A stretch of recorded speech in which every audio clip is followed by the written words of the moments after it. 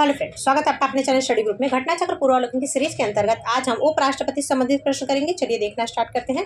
हमारा first question है, भारत के उपराष्ट्रपति का निर्वाचन एक निर्वाचक गण द्वारा किया जाता है जिसके सदस्य होते हैं। तो देखिए, भारत के उपराष्ट्रपति का निर्वाचन किसके द्वारा किया जाता है? तो संसद के दोनों सदनों के सदस्यों के द्वारा, यानी कि ऑप्शन नंबर बी इसके द्वारा सही होगा।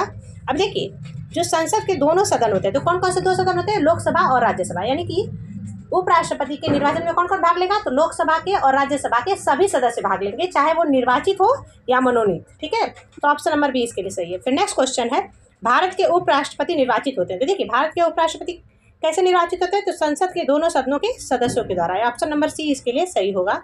फिर नेक्स्ट क्वेश्चन है, भारत के उपराष्ट्रपति का चुनाव किस तरह होता है? तो देखिए, भारत के उपराष्ट्रपति का चुनाव किसके द्वारा होगा? तो लोकसभा और राज्यसभा के सांसदों द्वारा सीधे चुनाव से, यानी ऑप्शन नंबर डी इसके लिए सही होगा।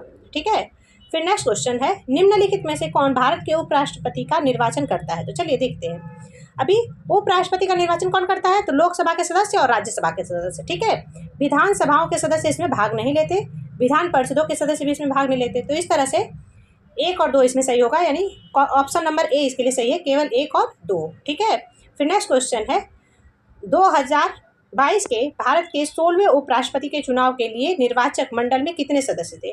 तो 2022 का जो 16वां उपराष्ट्रपति का चुनाव था, उसमें निर्वाचक मंडल में कितने सदस्य? तो 788, यानी ऑप्शन नंबर 20 में सही होगा। फिर नेक्स्ट क्वेश्चन है, निम्नलिखित कथनों पर विचार कीजिए, इन कथनों में से कौन सा सही है? तो चलिए देखते हैं। राष्ट्रपति की तरह उपराष्ट्रपति का चुनाव भी अप्रत्यक्ष होता है। तो ये बात तो सही है कि राष्ट्रपति के चुनाव की तरह ही उपराष्ट्रपति का जो चुनाव होता है वो भी इनडायरेक्ट होता है, यानी आमने सामने नहीं होता। राज्यों की विधायिकाओं के सदस्य दोनों के चुनाव में महत्वपूर्ण भूमिका निभाते हैं। देखिए, ये हो गई गलत। क्यों? क्योंकि राज्यों के विधायिकाओं के सदस्य केवल जो है राष्ट्रपति के चुनाव में महत्वपूर्ण भूमिका निभाते हैं। वो कौन कौन से? तो दिल्ली और पुदुचेरी की जो निर्वाचित सदस्य होते हैं, विधान परिषद के निर्वाचित सदस्य होते हैं, वही राष्ट्रपति के चुनाव में भाग लेते हैं, और मनोनीत सदस्य राष्ट्रपति के चुनाव में भाग नहीं लेते। अब देखिए, राष्ट्रपति के चुनाव में कौन कौन भाग लेता है? तो लोकसभा और राज्यसभा के मनोनीत सदस्य, ठीक है, निर्वाचित भाग नहीं लेते। और साथ ही साथ दिल्ली और पुदुचेरी के जो विधान परिषदों के निर्वाचित सदस्य रहते हैं, वही लोग भाग लेते हैं, मनोनीत सदस्य इसमें भाग नहीं लेते। तो इस तरह से केवल एक जो है सही होगा, ऑप्शन नंबर ए इसमें सही है।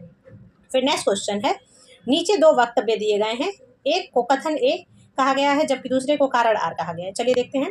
कथन ए है, कोई व्यक्ति उपराष्ट्रपति निर्वाचित होने का पात्र तभी होगा जब वह राज्यसभा का सदस्य होने के लिए अर्ह होगा। यानी कि कोई व्यक्ति उपराष्ट्रपति कब बनेगा? तो वो जब राज्यसभा का सदस्य बनने के लिए इलाइजिबल हो, यानी कि वो राज्यसभा का जब सदस्य बन सकता है। ठीक है, तो वही जो है उपराष्ट्रपति बनेगा। तो ये बात तो सही है। उपराष्ट्रपति राज्यसभा का पदेन सभापति होता है। तो ये बात भी सही है कि जो उपराष्ट्रपति है वो राज्यसभा का क्या होता है? तो वो सभापति होता है। तो इस तरह से दोनों जो है वो सही है। इस तरह से इसमें दोनों ए और आर सत्य है तथा आर ए की का एक मान्य स्पष्टीकरण है। ऑप्शन नंबर ए इसमें सही होगा। ठीक है, फिर नेक्स्ट क्वेश्चन है, राज्यसभा का सभापति कौन है? तो देखिए, राज्यसभा का सभापति कौन होता है? तो उपराष्ट्रपति, यानी ऑप्शन नंबर बी इसके लिए सही होगा। फिर नेक्स्ट क्वेश्चन है, राज्यसभा का पदेन अध्यक्ष कौन होता है? तो देखिए, राज्यसभा का पदेन अध्यक्ष कौन होता है? तो वो होता है उपराष्ट्रपति, ने ऑप्शन नंबर बी इसके लिए सही होगा।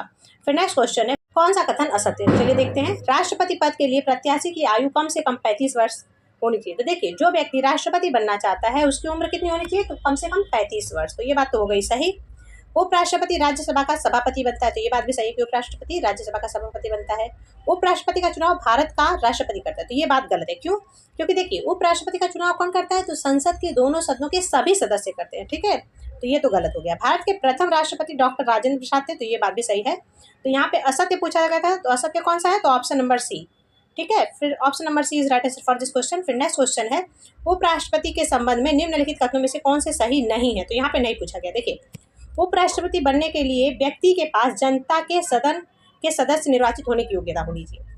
तो ऐसा है क्या कि जनता के सदन? देखिए, जनता का सदन मतलब तो लोकसभा का सदस्य, लेकिन लोकसभा का सदस्य उपराष्ट्रपति नहीं बन सकता। ठीक है, राज्यसभा का सदस्य बनेगा। तो ये बात हो गई गलत। ठीक है, तो पहला हो गया गलत।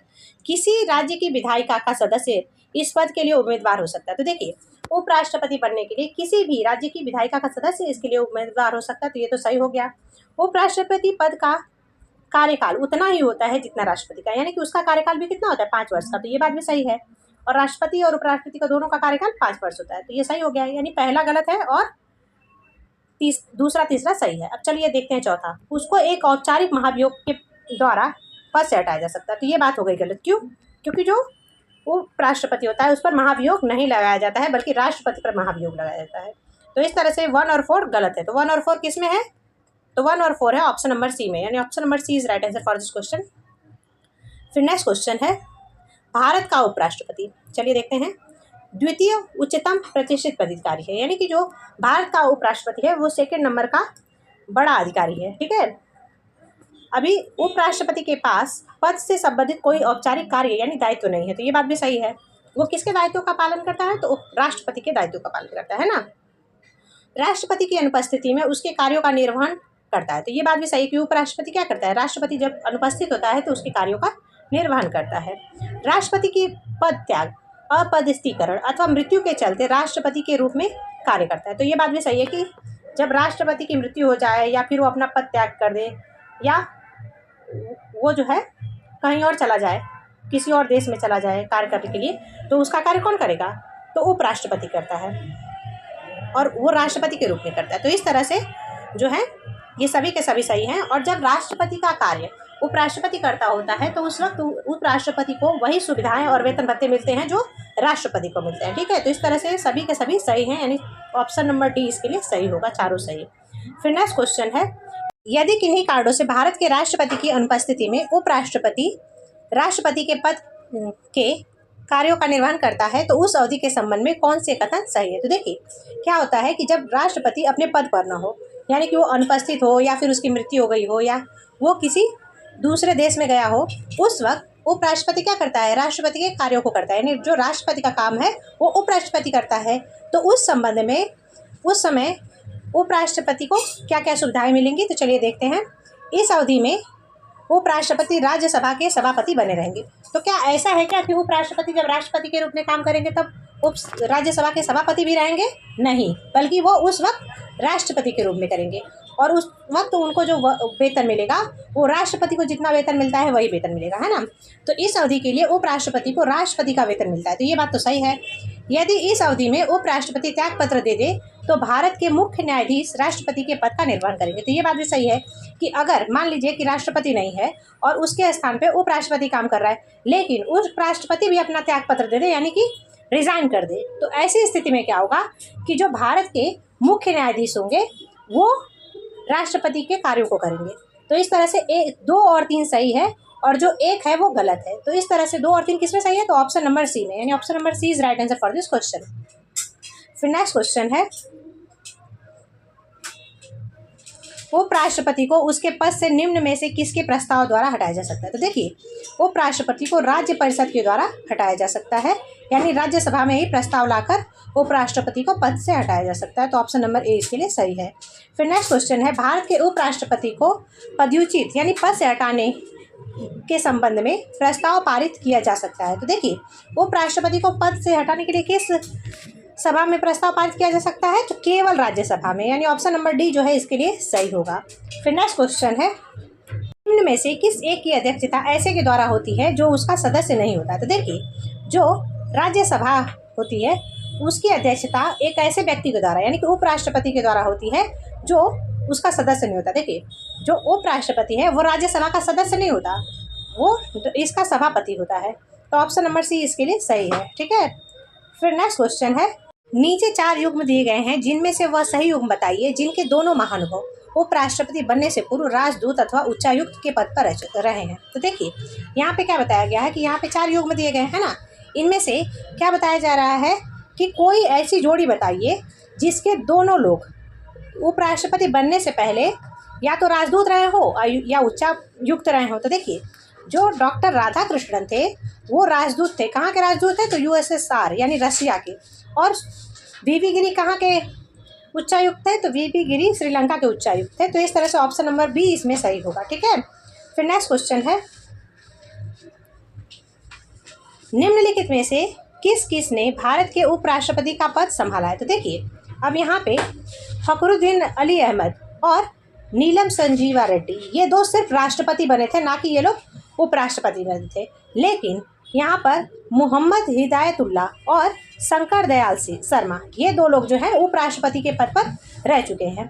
और जो नीलम संजीवा रेड्डी थी ना, ये राष्ट्रपति कैसे बनी थी? जो निर्विरोध राष्ट्रपति बनी थी। तो इस तरह से 1 और 4 इसमें सही होगा। तो 1 और 4 किस में है? तो ऑप्शन नंबर बी में, यानी option number b is right answer for this question. ठीक है, फिर नेक्स्ट क्वेश्चन है, निम्नलिखित कथनों में से कौन सही नहीं है? तो चलिए देखते हैं।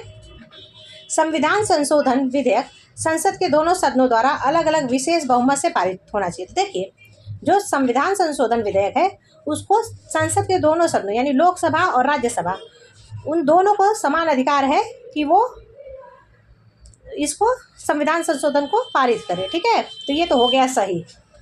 सर्वोच्च न्यायालय में संविधान संबंधी मामलों की सुनवाई कम से कम 5 न्यायाधीशों द्वारा की जाती है। तो ये बात भी सही है कि जो सुप्रीम कोर्ट होता है, सुप्रीम कोर्ट में संविधान से संबंधित जितने भी मामले होते हैं उनकी सुनवाई 5 जजों के द्वारा, यानी कि कम से कम 5 जज, उससे अधिक हो सकते हैं लेकिन कम से कम 5 जजों के द्वारा की जाती है। ठीक है, प्रेस की स्वतंत्रता मूल अधिकार वाक संबंधी और अभिव्यक्ति स्वतंत्रता में सम्मिलित है। तो जो देखो, प्रेस की स्वतंत्रता है या फिर हम लोग बातचीत करते हैं ना, हमको वाक और वृद्धि की बातचीत करने की जो अधिकार मिला हुआ है वो स्वतंत्रता के अंदर सम्मिलित है। तो ये बात भी सही है, यानी कि 1 2 3 ये 3 तो सही हो गए।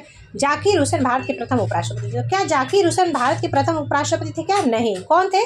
तो राधा कृष्णन जी, है ना।